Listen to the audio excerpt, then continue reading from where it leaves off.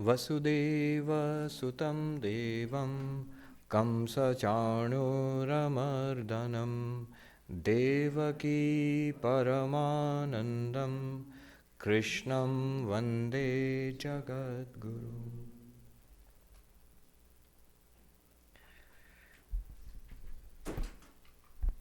Before we start, a quick announcement. Next week, there won't be any classes. The Tuesday, Wednesday, and Friday classes are cancelled. There's the World Parliament of Religions, which is going on in Toronto now, so I'm going there day after tomorrow. So Tuesday class, Wednesday class, and Friday classes are cancelled. But of course, day after tomorrow, the morning program is there. I'm here giving the talk. So especially the next week's Friday Gita class, it won't be there next week, but the week after that, of course, there'll be the class again. We were studying the Bhagavad Gita second chapter, where Sri Krishna is teaching about the real nature of the self. And we studied the 16th verse of the second chapter. I mentioned that it's a difficult verse, a very profound verse. Let's chant it again, and then we will proceed. 16th verse. Nasato vidyate bhavo, nasato vidyate bhavo, na bhavo vidyate satah, na bhavo vidyate satah, ubhayoropi drishtantah, ubhayorapi drishtvantaha stvanayos tattvadarshibhihi tvanayo tattvadarshibhihi. Very profound verse which says that the unreal, the false, never really existed, and the real, the real self, the Atman, what we truly are, it can never not exist.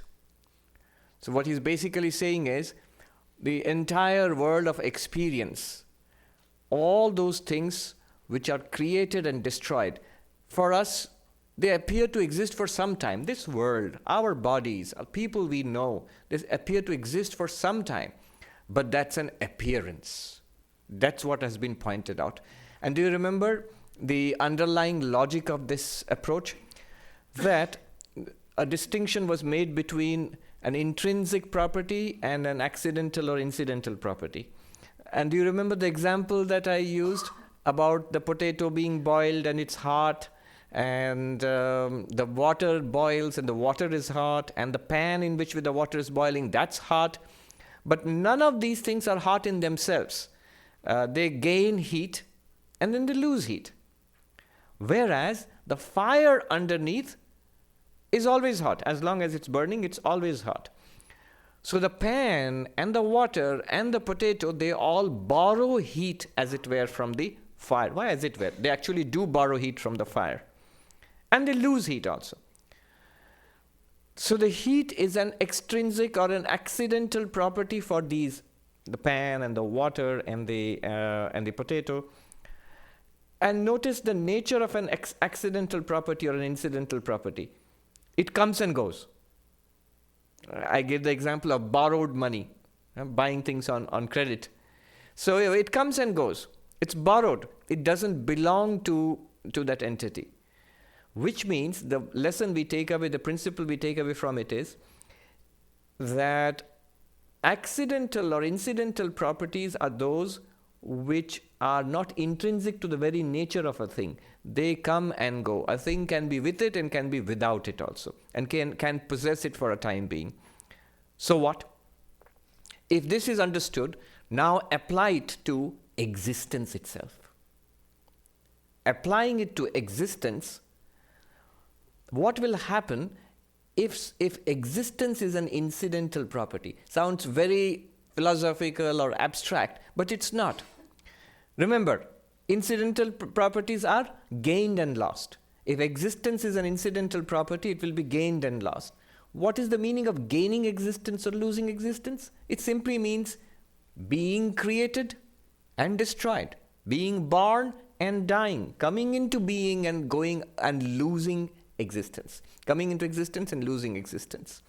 In other words, what do you call a thing which is created and destroyed, born and dies? Impermanent. In Sanskrit, anitya, impermanent. So what did we derive from this?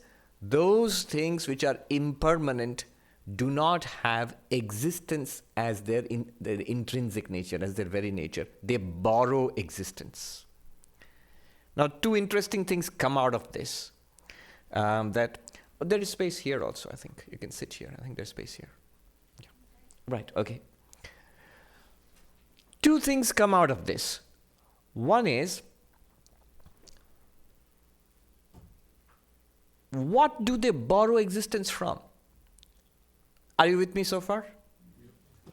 I always, this is a difficult subject. If you get the hang of it, it's not difficult. I give the example of, in the Tintin comics, we used to read as kids. There was this Professor Calculus.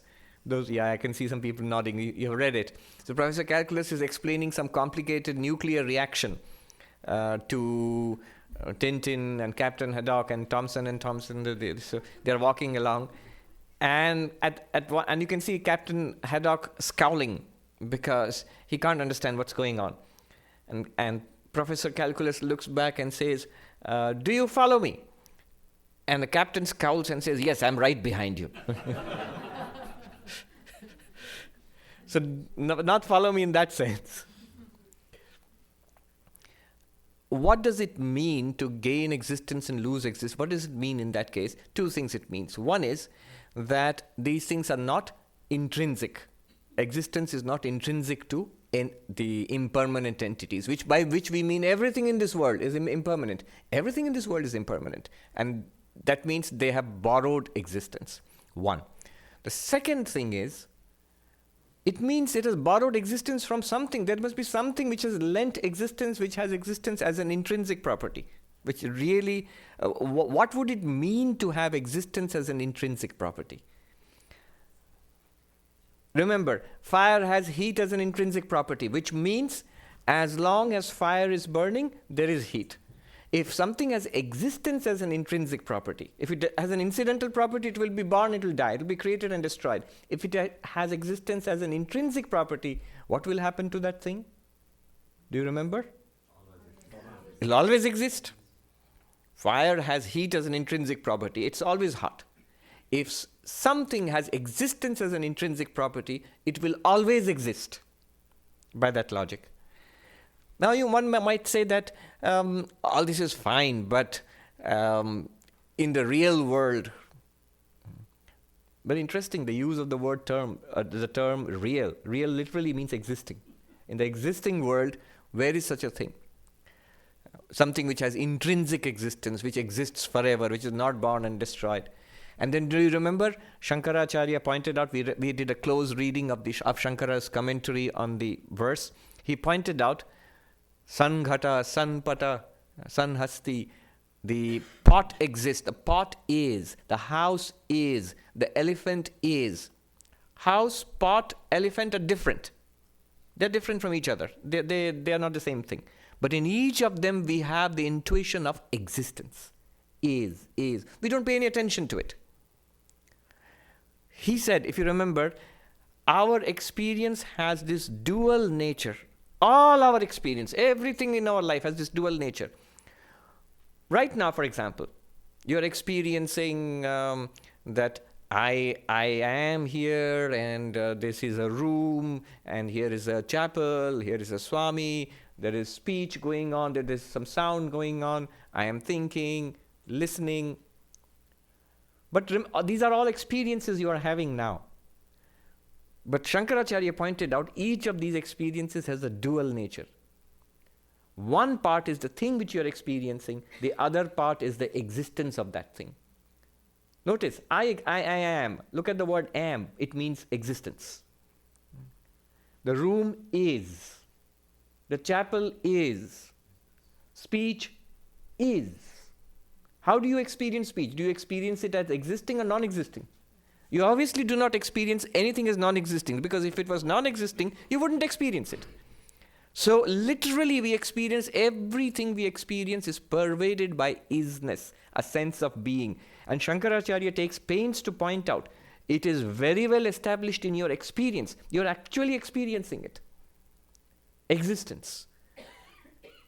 And it's an interesting thing. If you experience a book, there is a book and you're experiencing it. If you're experiencing existence, there must be something called existence. Let me repeat that. If you're experiencing a book, there must be something called a book which you have in your experience.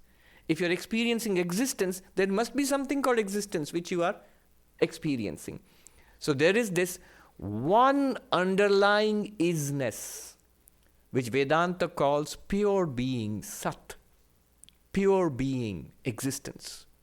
Literally, Sat means pure being, isness, which is always available to us, which never goes out of existence. And do you remember we had all those interesting questions? If a pot is destroyed, so the pot is not. And Shankaracharya would say, first of all, the broken pot is. The isness continues in the broken pot. And there are other pots. So you suppose all pots are destroyed. Well, there's the cloth and there's the house. And then there was a very interesting question. Suppose everything in the universe is destroyed. Where will existence be? And then very interesting conclusion was, all these things in the universe, all names and forms, they manifest existence. If the names and forms are gone, existence remains, but there's no way of appreciating it. All these things we discussed. So the conclusion was, in this world of experience, whatever we are experiencing in the world, there is an isness, which is permanent, which is not born, which does not die. That never goes out of existence. It cannot, logically. And there is this continuous stream of appearances, things and places and people and events, our own bodies and minds and thoughts, which come and go, which pop in and out of existence. And they borrow existence and they appear to exist for a while. Then they lose existence and they go out of, they die or are destroyed. And the conclusion being, I am that pure existence. I am that infinite, that unlimited existence, always experienced. And every other thing in the world, that other thing, other than existence, in itself it has no existence. They are all appearances. They are what is called mithya, the false, the apparent. And it said, the one who is clear about this is the Jivan Mukta, the enlightened while living. This is the goal of Vedanta, to live like this. That I know my real nature and everything in the world is an appearance in me. Nothing in the world can shake me because I am beyond death. I am beyond change. The real me, not the body, not the mind, not this little person. So the enlightened person is very clear about these two. He said the ones who are enlightened, they know these two separately. What are the two? The real, pure being, which I am. And appearance, name and form, which appears in me and disappears in me. So these two are very clear for the enlightened person. Now, moving on, 17th verse.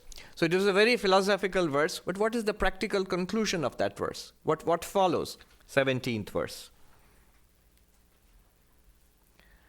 Avinashi tu tad vidhi, avinashi tu tad vidhi, yena sarvamidam tatam, yena sarvamidam tatam, vinasham abhyayasyasya, vinasham abhyayasyasya, na kaschit kartum arhati, na kaschit kartum arhati. But know that by which all this is pervaded to be imperishable, no one can bring about the destruction of this immutable principle. If there are two things, one which is pure being, which is the one which truly exists, and the other appearance, which never exists, did not exist in the past, will not exist in the future, And even when it seems to exist right now because of borrowed existence, it has no intrinsic existence. It's just borrowed it from pure being. So these are two things. Now, if the appearance, the world of appearance, names and forms, Maya, this samsara, to what category does it belong? Sat or asat, pure being or appearance? It belongs to the category of appearance. And what did the earlier verse say?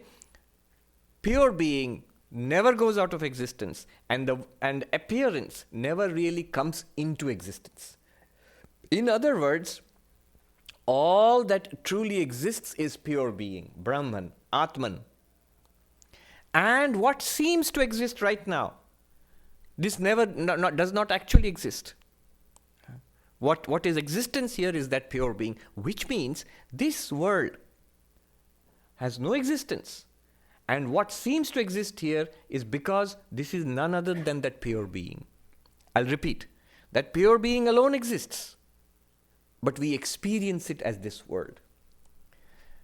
The example which I liked very much was we were in Canada, it was last year, I think, in Loon Lake, the beautiful place in British Columbia, and there was a spiritual retreat there.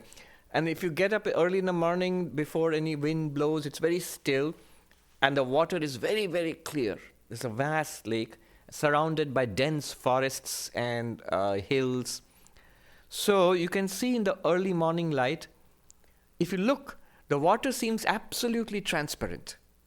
And if you look into the lake, what will you see? Not water. What appears to you, sky and hills and forests. Even if birds fly, you can see all of that. But in the lake, what is there? Are there forests there, trees there, birds there, mountains there? No. It's just water and water and water. The trees are water, the mountains are water, the sky is water, the birds flying are water. Everything that you see, there is water. In fact, when you look inside and see your own face, it's water only there. It is water alone which exists really. But what you are experiencing are things, people, entities, even actions, birds flying around and all of that.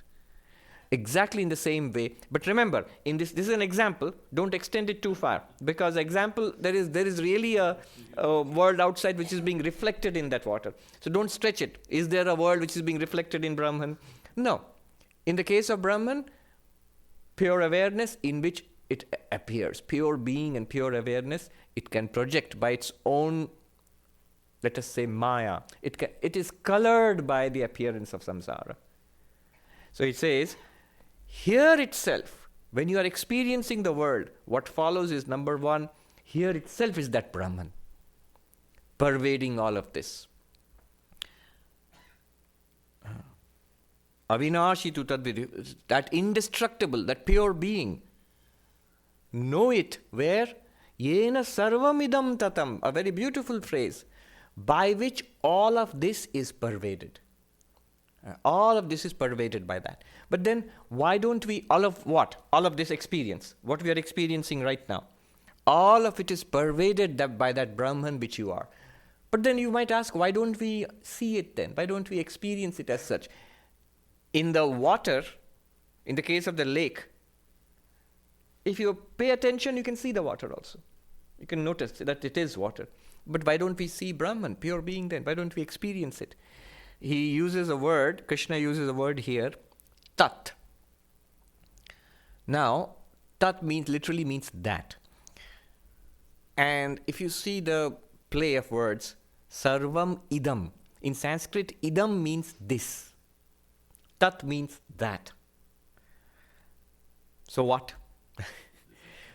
This, a little bit of Sanskrit grammar here. The word this is always used when something is immediately available for experience, for perception. So you can see it, hear it, smell it, taste it, touch it. So you call it this thing which I see or hear or smell or taste or touch. And we generally use tat, that, for something which is remote, which is not immediately available to your senses. That place and this place. This place is something here, that place is something there. In English also we use this and that. That is remote And this is proximate. In Sanskrit, paroksha, aparoksha. Paroksha or pratyaksha. Pratyaksha means available to the senses. By using the word that, for what? For that pure being. Krishna is indicating it's not available for your senses. Just as the world is available for your senses. You can see it, hear it, smell it, taste it. You can interact with it. All the time, you are hearing, smelling, tasting names and forms, but it's given reality by that being. But that is not an object for senses. It's not something that you can see. It's not something that you can hear or smell or taste or touch. It's beyond the senses. Upanishads say adrishyam, literally invisible to the senses. Agrahyam, it is not an object for your motor organs. That means you cannot walk to it or grasp it. So that's why the word tat has significance here. Then he uses a beautiful phrase, yena sarvamidam tatam, by which all this is pervaded. Very beautiful phrase.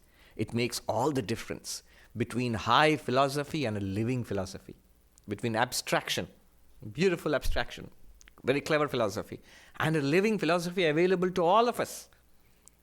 Yena sarvam idam tatam. See, one might say, what is available to me? What is available to me is this world, not your abstract philosophy.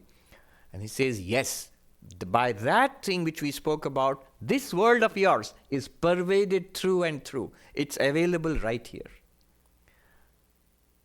Yena sarvam idam tatam, by which all is that pervades everything. All this is pervaded by that pure being. One might ask, how is it pervaded? Because pervading might mean, here is a room. It was dark and we switched on the lights. So the light has pervaded the room. But remember, light is something different and the room is something different. The room can exist without the light, and lights also can exist without a room. So room and light are two different things. And one can pervade the other. Or another way, sometimes we light the incense here. So when you light the incense here, the fragrance pervades the room. So fragrance is one thing and the room is something else, and one thing pervades the other. Is Brahman pure being like that? Is there a world and then Brahman enters it like smoke or like fragrance or like light? It could be. Like it pervades. And it's not a silly idea, it's a profound philosophy. Sankhya says that. Sankhya says there is a material universe pervaded by the light of consciousness. Swamiji, would that make the Brahman different from the appearance? So It will. Duality, right? There'll be a duality. Is that what Krishna means? No. How do you know he doesn't mean that? He's already said it in the 16th verse. Only one of them exists, the other appears to exist. If both of them existed, see, the incense and the room both exist in our example. The light and the room both exist. There's a duality. In Sankhya, consciousness and matter both exist. Independent of each other, they interact. But here he says one exists, the other one borrows existence from the other one, from the first one. So it is not like that. Then what is it like? It's like that Loon Lake example I gave you. In the lake, the trees and the sky and the rocks and the hills, they don't exist. They appear. What exists is only water, and water pervades that entire scenery there, in the lake. Snow of all shapes, all are pervaded by the same water. Ornaments, golden ornaments of all shapes and sizes and types, varieties, all are pervaded by the gold. Waves in the ocean, clay in the pot, classic examples in Vedanta, clay in the pot, all kinds of pottery barn, huh? Amsterdam Avenue, it's there. So it's pervaded by clay, all are pervaded. But just how are they pervaded? It's not that there is a pot and clay walks in there, hello Mr. Pot, I'm going to pervade you. No.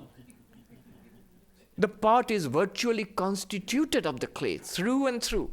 The waves are constituted of water, through and through. Icebergs are constituted of that water, through and through. No matter what the shape or the size or the form, ornaments, extraordinary variety of forms, all pervaded through and through by one substance, gold. In the same way, Brahman, that pure existence, pervades everything that we experience, through and through. The nice phrases they use in the Himalayas and among the monks. You can appreciate it. In Hindi, they are very effective. I'll tell you in Hindi and translate it into English. This pervading, everything pervaded by God, through and through. I'm using the word God as the absolute, Brahman, pure being. The phrase they use, Thasathas bharpur. It's a very homely phrase. Bharpur means filled up. Thasathas means packed. There's not the slightest space for anything else left. There is, in Brahman, there is not the slightest space for any samsara. In the lake, where I saw all that, is there any space for mountains and trees? No, it's full of water. Have they parted and given, can come and trees can come and stay here, then sky can be here and the mountain can be here? No. So, it is pervaded in that way. Pure being pervades our experienced universe in that way. Now this phrase, by which all this is pervaded. Yena sarvam idam tatam. Tatam means vyaptam in Sanskrit. Vyaptam means pervading. This comes 3 times in the Bhagavad Gita. And in the context is beautiful. Once it comes here, the 17th verse of 2nd chapter. The other time it comes in the 22nd verse of the 8th chapter. It's 22nd verse is Purusha sa para partha bhaktya labhyastu ananyaya yasyantasthani bhutani yena sarvam idam tatam. Yena sarvam idam tatam. It says that there is the transcendent being who can be attained only by devotion, by one-pointed devotion, by love, in whom all beings exist, by which this entire world is pervaded. Yena sarvam idam tatam. Who are they talking about? They're talking about God. Do you see the interesting thing? In the 2nd chapter, who is it talking about? He's talking about you. You are that pure being. Because the whole subject was the self, Atma. And he's using this exactly the same language to talk about God. Because when he uses the term bhakti, by one-pointed devotion, whom do you have? I know we have one-pointed devotion to ourselves, especially here in Manhattan. I, me, mine. But one-pointed devotion is usually meant for God. He's using exactly the same way same language to talk about God and you, the real you. You are the transcendent being, pure existence by which the entire universe is pervaded, which constitutes the existence of the entire universe. One. And many, I don't know how many months it will take when we come to the 8th chapter's 22nd verse, we are far away. There he's talking about God, devotional. And he says there is such a thing. One-pointed surrender and devotion, you will realize that reality, that transcendent reality, para purusha, the transcendent being by which in which all beings exist. And you can understand exactly how all beings exist in that, because that is pure being. And by which all is pervaded, exactly the same verse. But how do you attain it? By love, he says, by devotion, bhakti. Again, the 3rd time this comes is at the very end of the Bhagavad Gita, the 46th verse of 18th chapter, the last chapter. Yata pravritti bhutanam yena sarvam idam tatam swakarmana tam abhyarcha siddhim vindati manava. From which has emerged all activity in the universe of all beings, by which all this is pervaded. Same phrase. That one, worshipping that one by your work, by your action, you will attain perfection. When you recite this. I don't know if people have heard Swami Ranganathanji, you're immediately reminded of him. This was one of his favorite verses. Swakarmana tam abhyarcha. I can see it clearly, sitting there, erect and sharp. Swakarmana tam abhyarcha siddhim vindati manava. By worshipping the Lord, by one's actions, activities, one attains to perfection. Again, talking about God there. So, in 3 places, very beautiful. There is another place in the 9th chapter, 4th verse. A similar phrase is used. Just one word is, Maya tatamidam sarvam. By me all this is pervaded. Instead of saying by that all this is pervaded, by me all this is pervaded. Krishna says, Matsthani sarva bhutani, nacha matsthani, and he says, Matsthani sarva bhutani, in 9th chapter.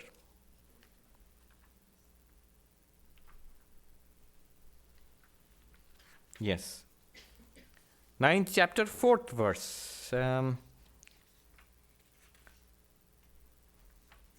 By the way, if you are impressed, how is he cruising all across the Bhagavad Gita? I could see that in some of your faces. Don't be impressed. I put in hard work. I was studying it today. But yes, there are people.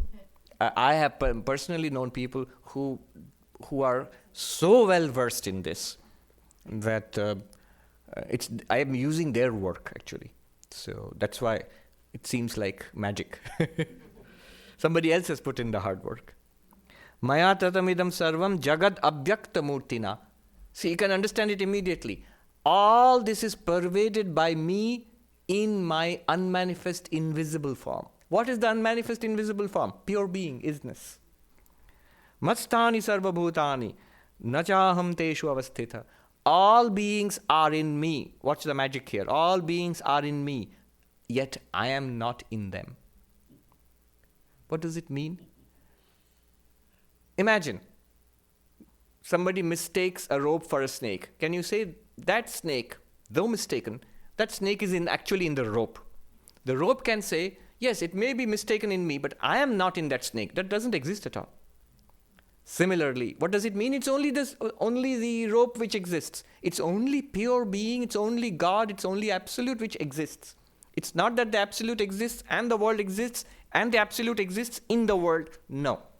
That's what Krishna is saying. That is pure Advaita. The next verse after that, the 10th verse, the 5th verse of 9th chapter, it says, Nacha matstani bhutani pashyame yogameshwaram.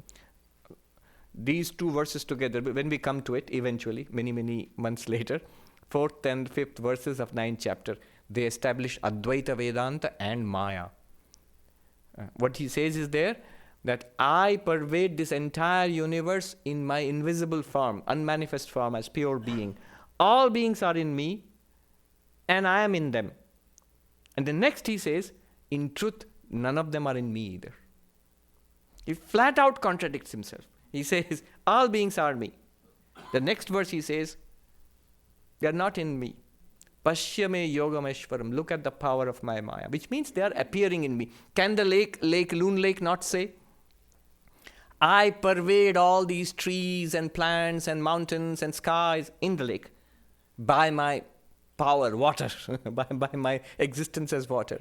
All these plants and lakes and mountains and sky is in me. Yet I am not in them. And in truth, none of them are in me. Would it not be perfectly right? Yes. Exactly like that. That's the lake. Here it means you. You, the pure being, pure awareness, entire world of your experience appears in you, shines in you, disappears in you. You pervade it all. All right. Now, when I say these things, remember my sources are, of course, the original Bhagavad Gita and a variety of commentaries, ancient, medieval, and modern. Once in a while, if something occurs to me, I will tell you. But I'll flag it so that you know it's not coming from any venerable source, it's just coming from this guy. So what occurred to me today, this is not from any kind of commentary. When I was looking at the 3 + 1, 4 occurrences of this phrase, Second chapter, 8th chapter, 9th chapter, 18th chapter. You know what occurred to me? Notice. The 18th chapter clearly is Karma Yoga. Worshipping the Lord by your action, you attain to perfection. The whole teaching of Sri Ramakrishna, Vivekananda, seeing Shiva in all beings, worship them with service. Shiva Jnani Jiva Seva. Exactly, it follows from that. The one in the 8th chapter, Labhyastu Bhakti Ananyaya, it is attainable by one-pointed devotion, by love, by devotion. Bhakti Yoga. Then the 9th chapter, where he clearly puts out Advaita. All beings are me, yet I am not in them, and truly speaking, none of these are in me. The universe is actually not in me. They are not of the same level. Brahman and Maya both are implied there. Jnana Yoga.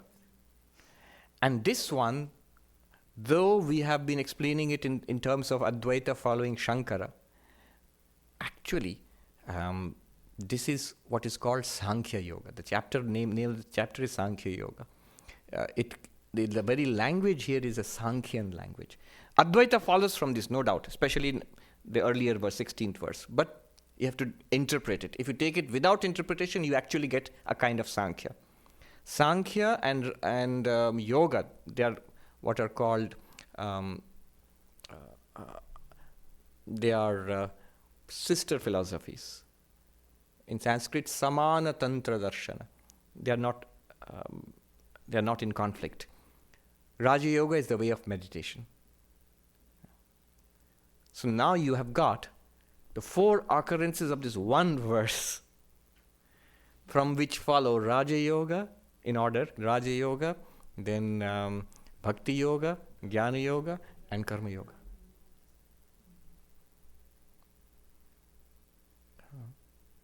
So that just sort of seemed to me that this has been put in these 4 ways throughout the book. But anyway.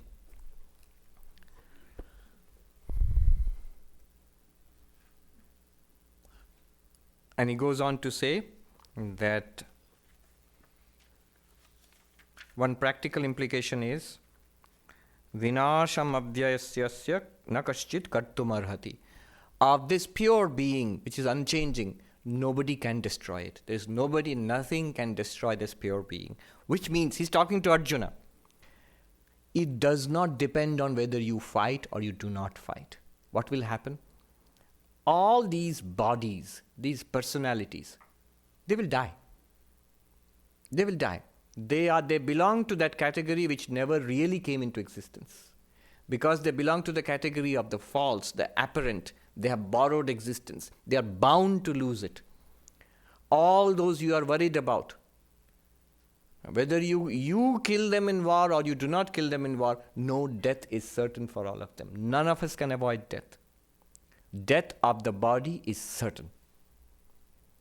And your death is impossible. You cannot die. You, the real you, the spirit dies not. The body will die. There's absolutely nothing to be worried about there. That's what terrorizes the world, death. That's the final instrument of Maya, which keeps us in terror. And he says here, this message of hope. Be clear about this. The body will not survive no matter what you want to do to it. No matter how much gluten-free and yoga. And the self, pure self, is never subject to death. It really does not depend on what you do. That's what he wants to tell Arjuna. What else do I want to say about this? A couple of points. One is, by this pure being is pervaded this entire universe. By that pure being is pervaded this entire universe. Now when Brahman pervades everything, pure being pervades everything, it does so equally. All differences are in Maya. There is no difference in Brahman. In the high and the low, in the living and the non-living, in male and female, in people of different races, in human beings and animals alike, the same divinity. Vivekananda put it, he says in his inimitable way, he says, verily the lowest worm is brother to the Nazarene. Jesus Christ, Avatara, Krishna, Christ, Buddha, the highest product we can think of in our civilization, in humanity. Unreachable almost. Divinity in human form. And he says the worm is brother to that. In what he means is it's same reality everywhere. Yes, manifestation is different.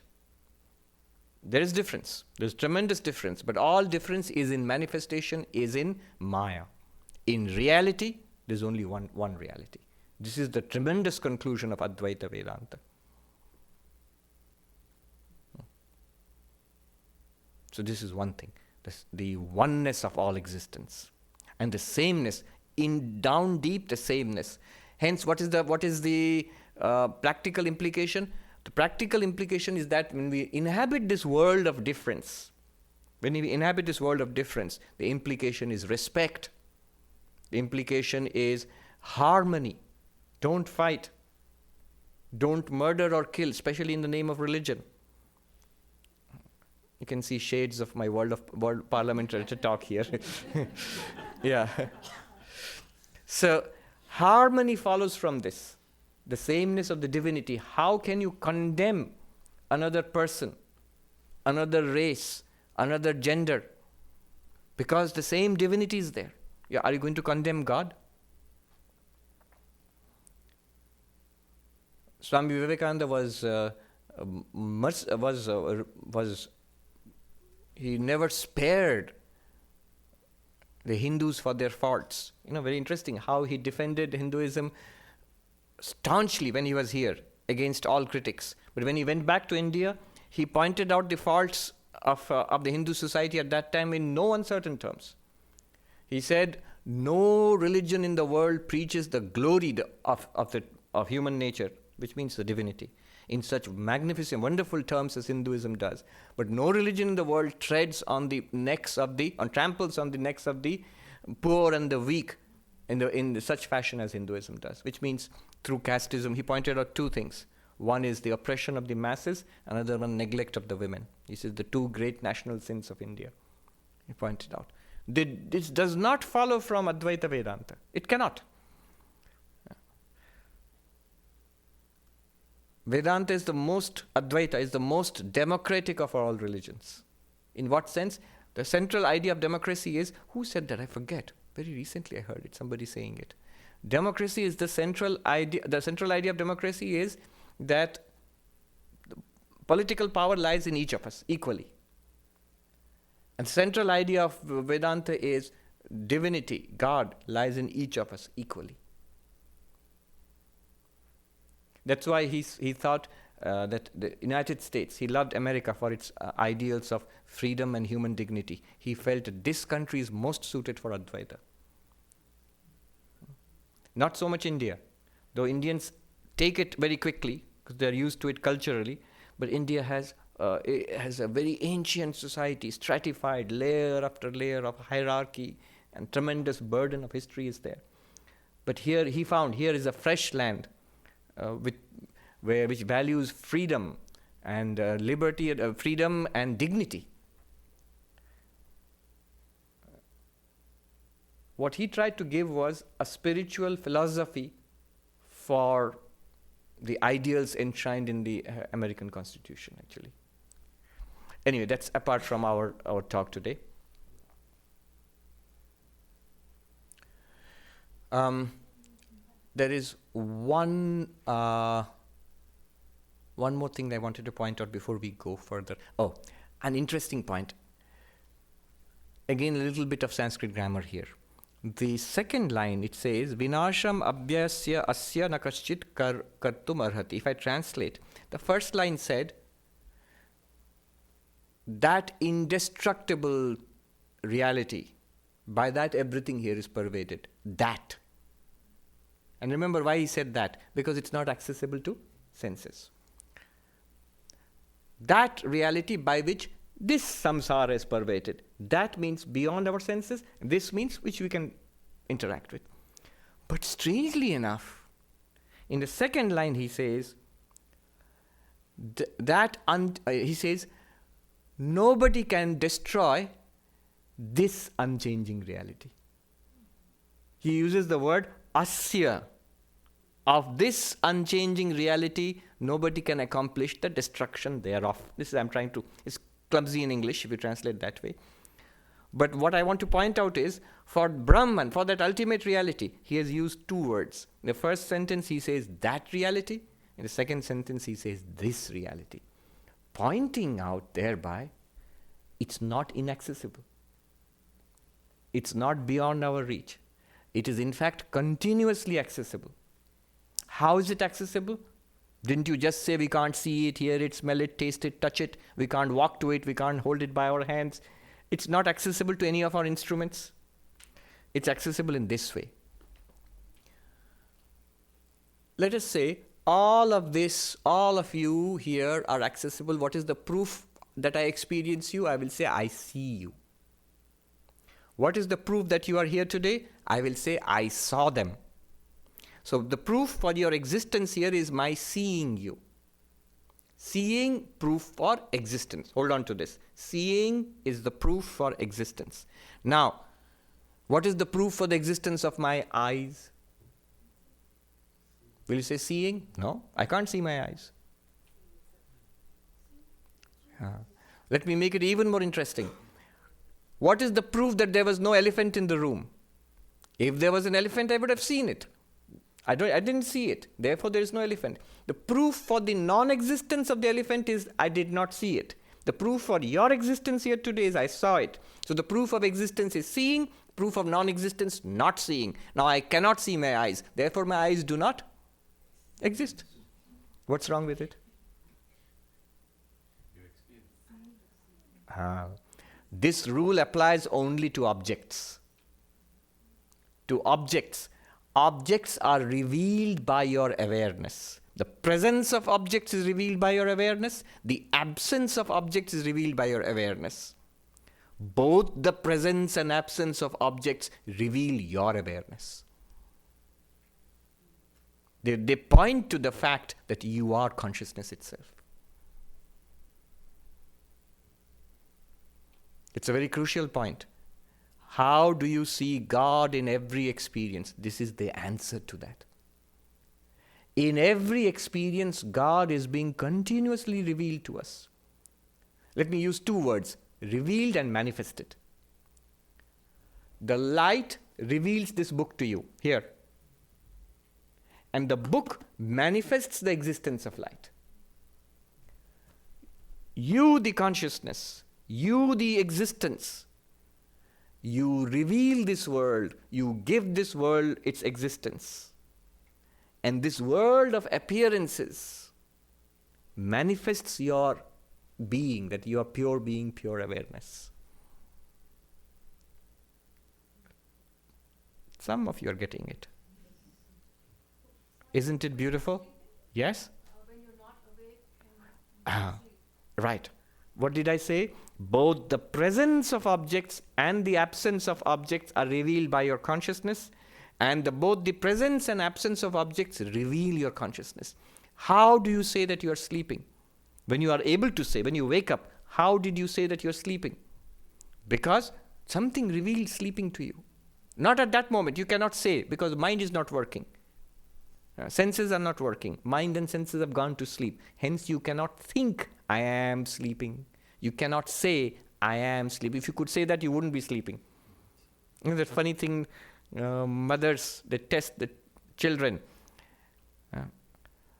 Has the good boy gone to sleep? If he has gone to sleep, his right leg will move. And the right leg moves a little bit, and the mother knows. It's just pretending. No, kids, you have a hard time to put them to make them sleep. They become hyperactive just before bedtime. So you cannot express that I am sleeping, and yet it's an experience. It's an experience of absence. It's not the absence of experience. Deep sleep is not the absence of experience. Yeah.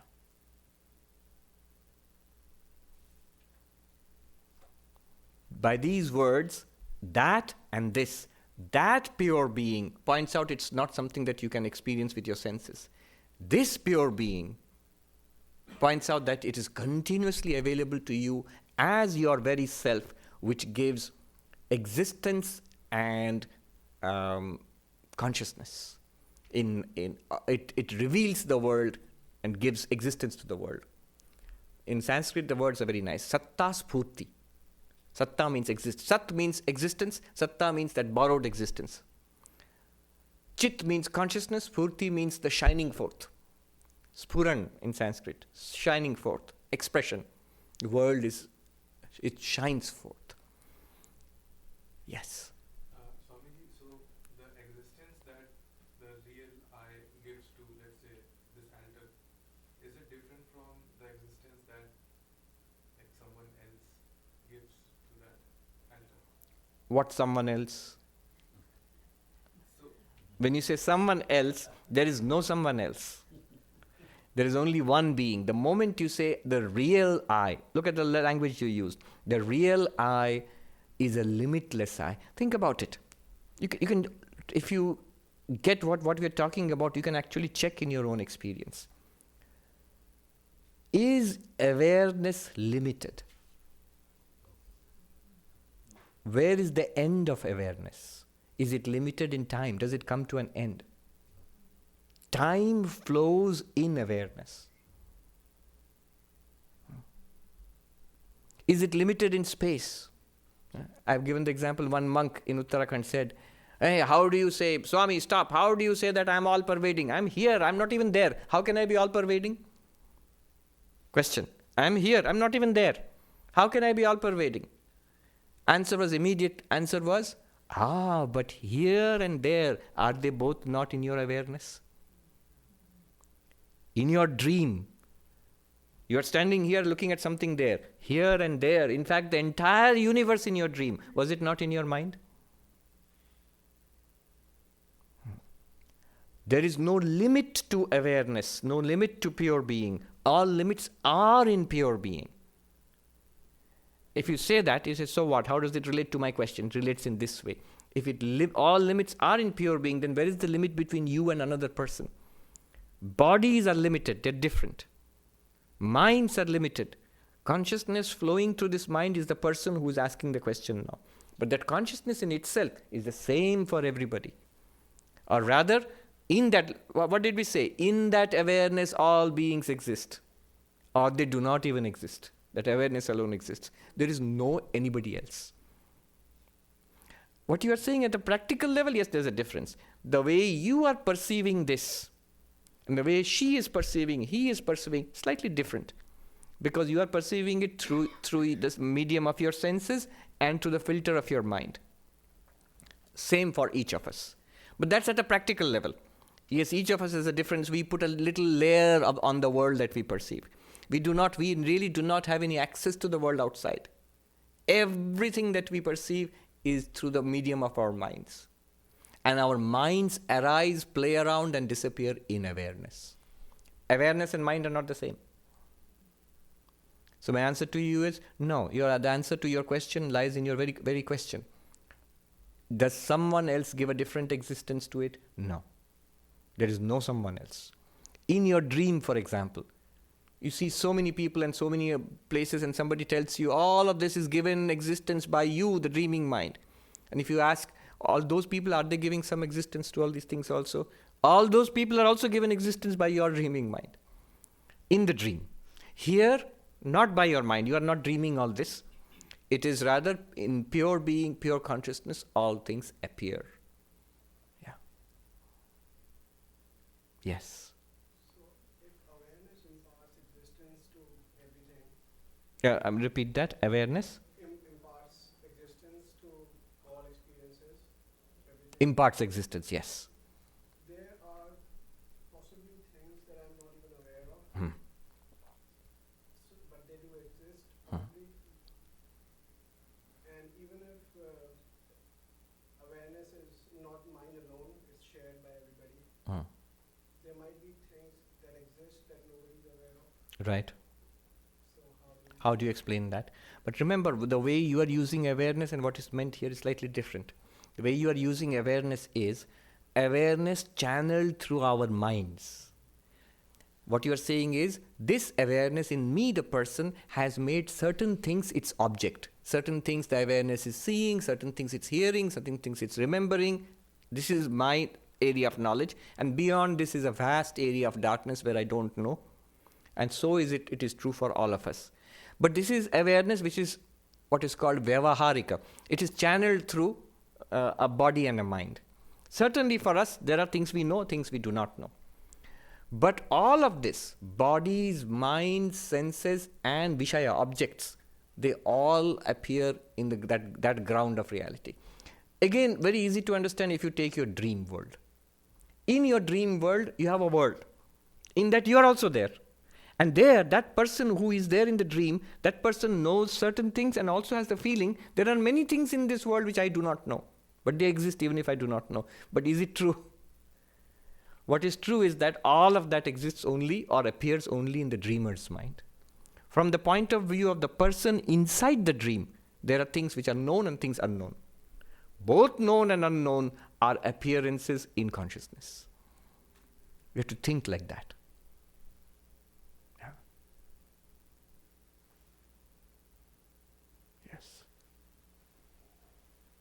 It's tremendous, really, what he's saying. Right here itself, Vedanta is already over. All right. Now, he goes on. In contrast to this, what about the bodies, our minds, these things of the world? They all have a beginning and an end, so he says. 18th verse, Krishna says, Antavanta ime deha, Antavanta ime deha, Nityasya sharirinaha, Nityasya sharirinaha, Anashino prameyasya, Anashino prameyasya, Tasmat yudhyasva bharata, Tasmat yudhyasva bharata. These bodies of the eternal, imperishable, immeasurable, embodied self are said to have an end. Therefore fight, O descendant of Bharata. Now what about this life? This, first of all, this particular body, this particular manifestation in awareness, it has a beginning, it has grown, it will age, it will pass away. Do not worry about it. As long as it exists, take care of it, use it, act in this world. Very interesting. What follows from all this high philosophy, tasmat yuddhasva. Again and again and again, Krishna, he has a motive in all of this, to engage Arjuna in the Mahabharata war. But what follows from what seems to be a very abstract philosophy is a philosophy of action. It enables you to act properly in this world, without attachment, without ambition, greed, without fear and terror. It enables you to act with serenity in this world, to do the best you can through that particular body and mind. Tasmat yudhyasva, fight the battle of life, O Bharata, O descendant of the Bharata. Antavanta ime deha. These bodies are with beginnings and ends, which means with beginning and end. And they are appearances of what? Nityasya, of the eternal reality, which you are.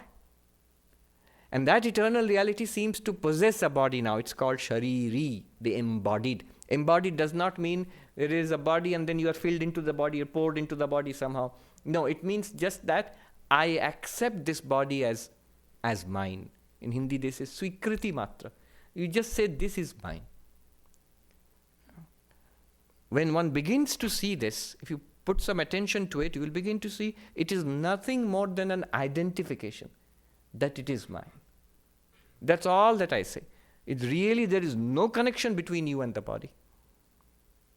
Imagine where we have gone from I am the body and nothing else, to now we are saying there's no connection between you and the body. Nitya, sharirina, the embodied. Embodied means the one who claims that this body is mine. Shariri. I remember Swami Ramakrishnananda, Shashi Maharaj. He was in Chennai at that time. And Sister Devamata, an American lady, an American nun, she had gone to India. She stayed for some time, met many of the direct disciples of Sri Ramakrishna, including Shashi Maharaj, Swami Ramakrishnanandaji. One day, she writes in her reminiscences, Days in an Indian Monastery. She writes in her reminiscences that the Swami was talking about the difficulties he had faced in setting up that, and hardships, tremendous hardships he had faced. For example, I remember many such stories. Poverty, extreme poverty. And one day there is nothing to offer to Sri Ramakrishna. There is a ritualistic offering every day. Bhog is offered. So nobody had bought anything. No offerings from devotees, fruits or sweets, something that can be offered. And Swami Ramakrishnananda, who had one, that's why his name was Ramakrishnananda, one whose bliss is in Ramakrishna. He had one-pointed devotion to Sri Ramakrishna. He goes to Sri Ramakrishna in a huff, and he says, all right, if nothing comes today, I shall go to the beach in Madras, and I will make little, like coconut balls, I'll make little balls of sand. And I'll come and offer that to you today as the offered food, and I will eat that and live today.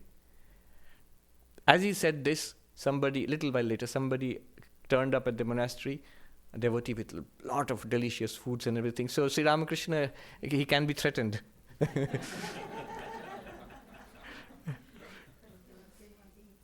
Yes, immediately all sorts of nice food came up and turned up.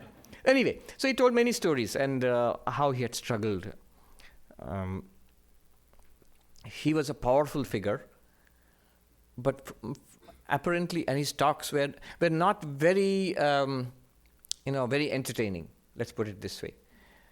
He was a very serious man, Ramakrishnanandaji. So sometimes his talks were very poorly attended.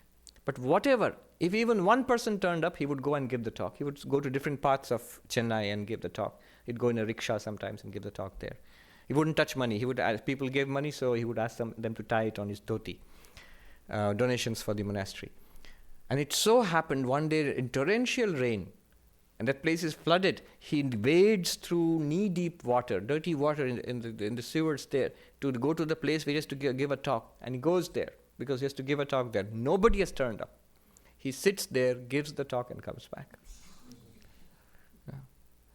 So he said, I'm not doing it for a person. I'm offering it to the Lord. The Lord is always present.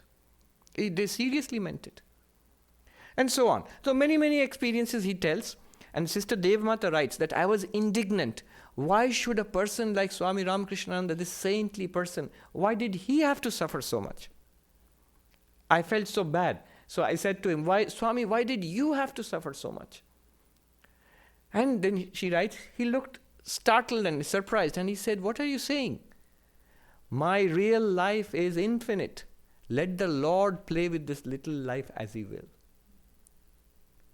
Nitya, of the eternal. This little life, born yesterday, fated to die tomorrow. What is it to you? Give it to the Lord and let the Lord play with it as he will. So that is what he says. Nityasya yukta sharirena. And thus act. Don't sit idly. Act. Do what is in front of you. Anashino. Cannot be destroyed. Aprameya. All right, let me explain this important point. Aprameya means not an object to the pramanas. That means the instruments of knowledge. How do we know something? By seeing, hearing, smelling, tasting, touching, by inferring, through science, by through logic, inference, by testimony from others. We know in various ways. In various sources of knowledge are there for us. However, all you know, whatever you know, you can know through Google today. So all of these are called pramana, which gives you knowledge. And this ultimate reality, aprameya, it's not an object for any of these pramanas. You can read about it in a book. Even Google can tell you about it. It can tell you lots about Vedanta. But it really will not give you enlightenment. You cannot grasp it directly through any of this. Just the way you can see it with your eyes, you can touch it with your hand. You can say, I know it. In that way, you cannot know Brahman. So it is called aprameya, not an object to the sources of knowledge. Sources of knowledge, pratyaksha, that means direct perception. Then anumana, inference. And then shruti, that means that is scripture, testimony, instructions from trustworthy sources. Shabda pramana is this. And there are secondary pramanas also. Technically there's something called supposition, like arthapatti. There is anupalabdhi. Absence itself is a pramana. We will not go into it. A lot of technicalities. The whole system, the whole thing is called epistemology, the science of knowledge. It's a branch of philosophy, very big branch of philosophy. But the point here is, all the sources, epistemic sources, pramanas, do not operate on Brahman. So this leads to a problem. The problem is, all this you are saying, what is the proof? Again, the same thing. Proof that this book exists, I see it. I can touch it. All of us see it. So it exists. What is the proof that this pure being, pure consciousness exists? What is the proof? I was talking to a philosopher recently, NYU, and he said, what is the proof? But you're saying that it exists, such a thing. Aprameya. You know what is the proof? The answer is there in that example of the eyes seeing. What is the proof? You know what an Advaitin will say? He'll say, all the sources of proof, these methods of knowledge, pramanas, they all operate because of it. That consciousness is the one which powers, which lights up all the pramanas. How do you see? Do the eyes see? No. It is consciousness which sees through the mind and the eyes. Do the ears hear? No. It is consciousness which hears being channeled through the mind and the ears. Does the intellect do science? No. It is consciousness channeled through the intellect which does science. It is consciousness, in consciousness, and through consciousness, everything is happening. So this is the answer that Advaita Vedanta gives. It is not an object to pramanas, but all pramanas. The Sanskrit phrase is pramana, sarva pramana prameya vyavahara. All activities, epistemic activities, are grounded in consciousness.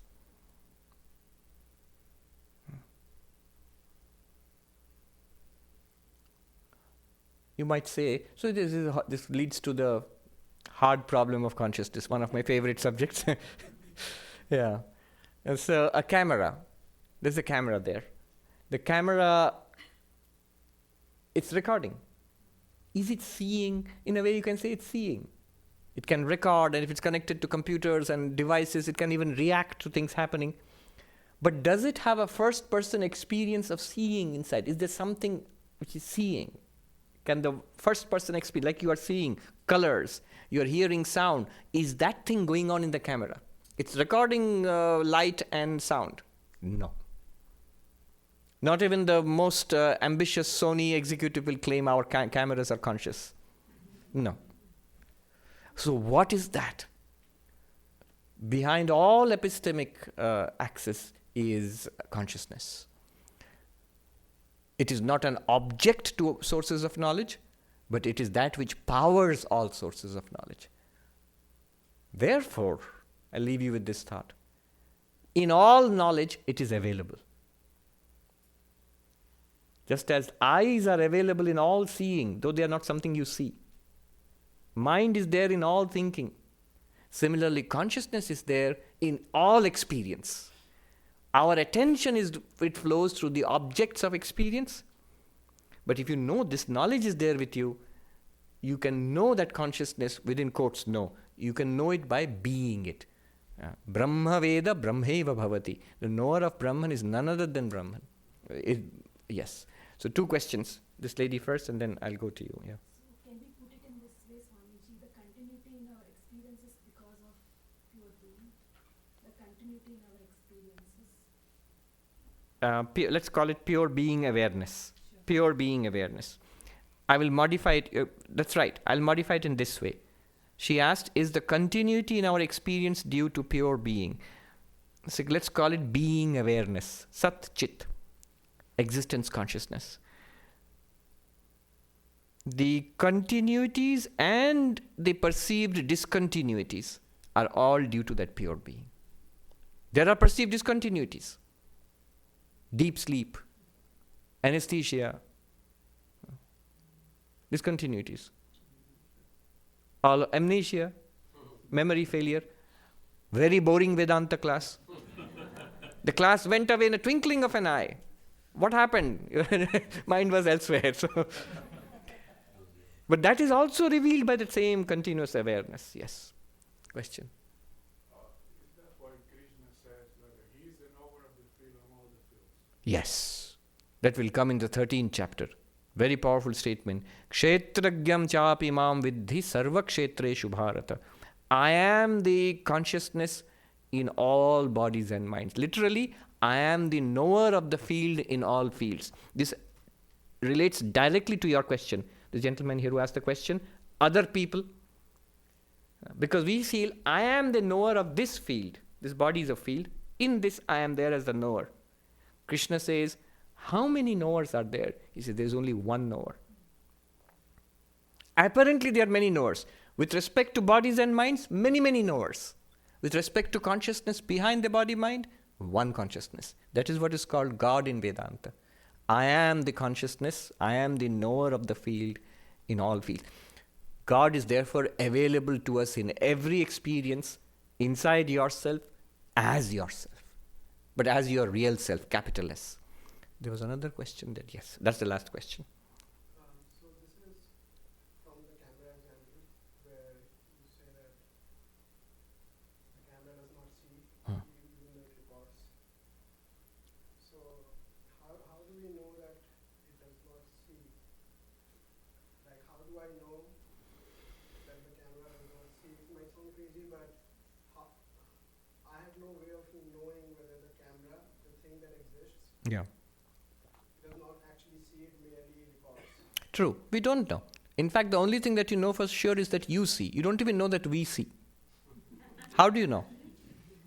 How do you know? Because you don't have access to our first-person experiences. We could all be zombies, for all you know. But Yes, Halloween just passed. nothing is in the vein of thought where we say that nothing is separate from the pure being. Yes. The pure being imparts me existence, Yes. and so it imparts existence to the camera. The camera. And yet we say that also existence is imparted to me as well as to the camera. Yes. Consciousness or awareness is only imparted to me, not the camera. Yes. Living was non-living. Correct. The difference between living and non-living. So this is an issue which is easily resolved. How does Vedanta distinguish between living beings and non-living beings? From Vedantic perspective, there is only one existence consciousness. And all things are names and forms. But among these names and forms, there are living names and forms like us. We call them living beings. And there are non-living names and forms like tables, chairs, and the camera. How do you distinguish between them? Vedanta says the word is right there. Living. In Sanskrit, prana. Prana means it's a part of what is called the subtle body. Right now we have two bodies. One is a physical body and one is a subtle body. You see what proof? Again, Vedanta always go to your experience. You have a dual experience. You experience a physical body which is public. Others can see it, your doctor can examine it. But you have an inner experience. Thoughts, feelings, emotions, right? You seem doubtful. Thoughts, feelings, emotions, ideas, memories, questions, all of those are there. Your doctor cannot see it. Your doctor can only go up to the brain. Inner experience you have got. That inner experience is happening in what is called the subtle body, Sukshma Sharira, which is constituted of the Pranamaya Kosha, Manomaya Kosha, and Vijnanamaya Kosha. 3. There is a causal body beyond that, but we will not bother with that. So these 3 are called the subtle body. Now the distinction between living beings and non-living beings is living beings have the subtle body, which has prana, which is life.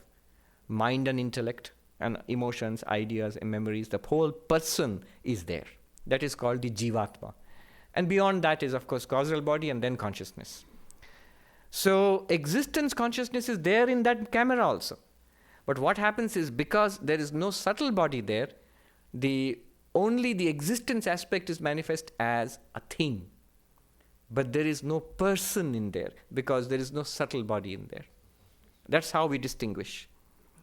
You'll say, why is there not a subtle body there? We can't see. If there was a subtle body, it would be a person.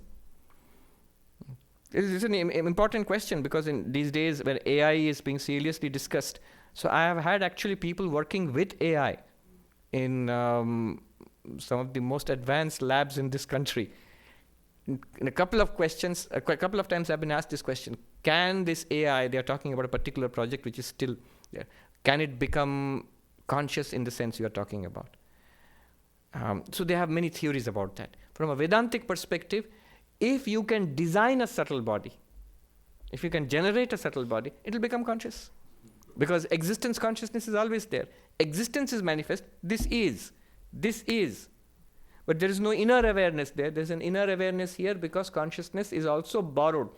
See, it happens this way. Physical body borrows sat, being.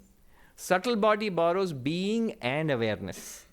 Existence, consciousness. This is called chidabhasa, reflected consciousness. Again, your experience. You not only have thoughts, but those thoughts shine in consciousness. If you note your own inner experience, that consciousness which you're feeling now, that is not pure consciousness. That's a consciousness associated with a thought, shining in a thought. That's called reflected, or in Sanskrit, phalita, chidabhasa, a shadow of consciousness or reflection of consciousness. It's like the sun's light being reflected from the moon. The moon appears luminous for all practical purposes, shines, gives light and all of that. But it's not luminous. It's borrowing light from the sun. The mind in itself, it borrows existence and consciousness from the Atman. The body borrows only existence. It cannot, because it does not have the capacity to borrow consciousness. So this is the distinction. Again, if you say what gives you the right to make this distinction, I say look at your experience. Science cannot explain this. I'll just leave you with I can't resist this. Obviously, you've heard of the hard problem of consciousness. I've been repeating it again and again. Science has a problem, neuroscience, that you go up to the brain, but after that, how it has a first-person experience, you can't talk about it. They have a huge debate going on. And New York, NYU, all of this is at the nerve center of that debate. I mentioned that last week before last, there was actually a workshop, a colloquium, where some of the top philosophers were present, and the Advaita Vedanta perspective on the hard consciousness of problem. That was hard problem of consciousness was discussed. So it's come to that level now. But on the other hand, philosopher Galen Strawson from UT Austin, University of Texas Austin, he says, forget the hard problem of consciousness. There is no hard problem of consciousness. There is the hard problem of matter. What he says is very Advaitic. He's not saying it in a reductionist, materialist way. He's just saying the opposite. He says consciousness, we know what it is. You're all conscious. We know. We are conscious. Matter appears to us in consciousness. And we investigate it with science, common sense, science, whatever.